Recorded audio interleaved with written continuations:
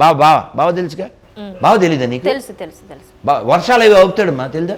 తెలుసు, చూసాను. తెలుసు. వర్షం ఆపడం చూసా? ఆపాడు. వర్షమా ఆగిపో అంటే ఆగిపోద్ది. ఆగిపోయింది గురుగారు. ఇక్కడ నేను ఆపేసాను.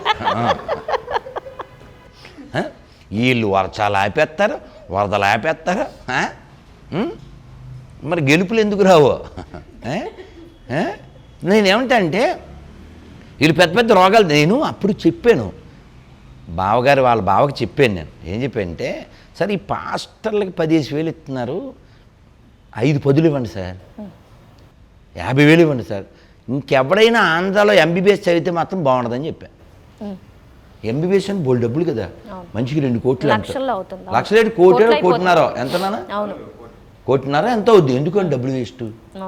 ప్రతి హాస్పిటల్కి ఒక పాస్టర్ గారిని పెట్టయితే టచ్ గడ్డ పగిలిపోను, టచ్ లివర్ బాగోను, హే ఇక్కడ ఎవరిదో కిడ్నీ వేడెక్కుతుంది, నాకు కనబడ ఏట్రా.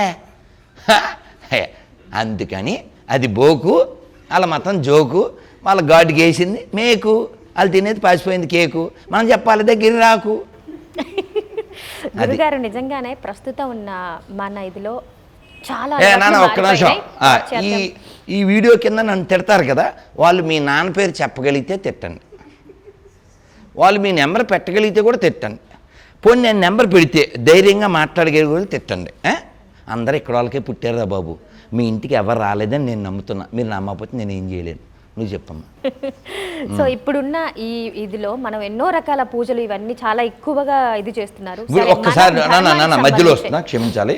ఇప్పుడు ఇందాక మనోభావాలు అవి అన్నావు కదా, ఈ మనోభావాల విషయంలో మీరు దొంగని పట్టుకుని నువ్వు దొంగవే అంటే థ్యాంక్ యూ సార్ అంటాడే ఏంటి? అవే మనోభావాలు. నేను మంచోన్ననే చెప్తాను. అదే సేమ్ నువ్వు చెప్పిన మనోభావాలు. నువ్వుదా.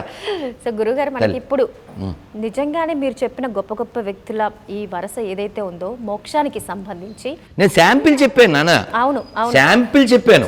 ఏదో చాలా అప్పుడెప్పుడో 10,000 సంవత్సరాల క్రితం జరిగిందని నేను చెప్పలే, 150 ఏళ్ళు. అవును. నువ్వు త్యాగరాజస్వామి అంటే తోపువా? త్యాగరాజస్వామి వారు 24,000 కీర్తనలు రాశారట. మన దురదృష్టం, మనం అర్హులం కాదు, 702 ఉన్నాయి. అవే అమృతాన్ని అలా కురిపిస్తున్నాయి. ఒక్క కీర్తన చాలు నీ జీవితానికి. అంత గొప్పవాడు. ఆ కీర్తన రాసేటువంటి, అన్ని కీర్తనలు రాసేటువంటి, అలా పాడేటువంటి అంత గొప్ప తెలివి, జ్ఞానము, భక్తి ఎవరిచ్చారు? రామదాసు గారు రుజువు.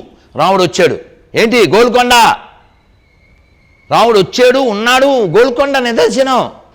నువ్వు చెప్పిన God right the rod, only fraud in the name of God. అది వెరీ బ్యాడ్. అది ఎందుకంటున్నా, ఆడు వచ్చింది ఎక్కడన్నా రుజువు ఉందా? ఇంకో జోక్ చెప్తాను, మీరు మళ్ళీ అడగండి. ఇప్పుడు జీవిత లక్ష్యం ఏమిటి అని అడిగామనుకోండి, యంగ్ బాయ్ కార్తీక్, నీ జీవిత లక్ష్యం ఏమిటి? What is your goal of life? You want to come to good position. Okay అబ్బాయి, నాన్న నీ పేరు Praveen. What you want become? What's your goal of life? You want settle in good position. అమ్మ నువ్వురా?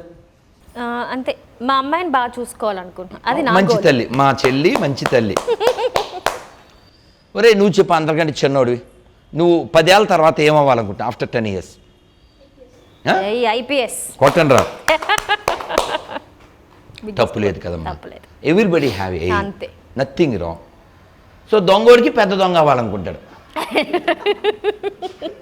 చిన్న స్కామ్ నుంచి పెద్ద స్కామ్ అని. అది వాడి గోలు, అది వాడుకోవాలా, అర్థమైంది?